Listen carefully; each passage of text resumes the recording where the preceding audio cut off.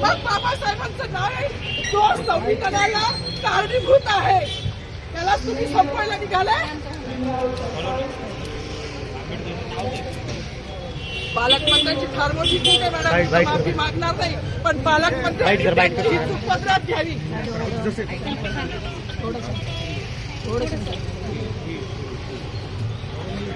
मला मीडियाशी घेणं नाही मॅडम, मला सस्पेंड केलं, मी वाळूचे गारे उपसी, मी माती काम करीन, पण बाबासाहेबांची ओळख पुसून येणार नाही. मला सस्पेंड करायचं करू शकता मॅडम. बाबासाहेबाला संपवायचं काम करायचं नाही.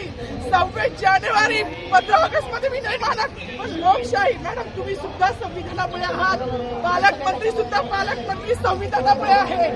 कोणताही जाती भेद नाही, सगळी समानता त्यांनी दिली आहे. बाबासाहेबांचं नाव आता तरी भाषणात येईल, मग तरी भाषणात येईल.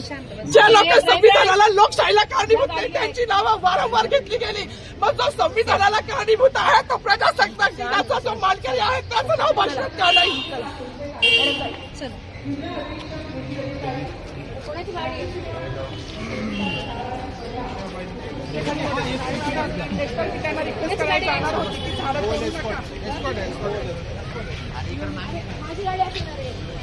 सागर आता थोडी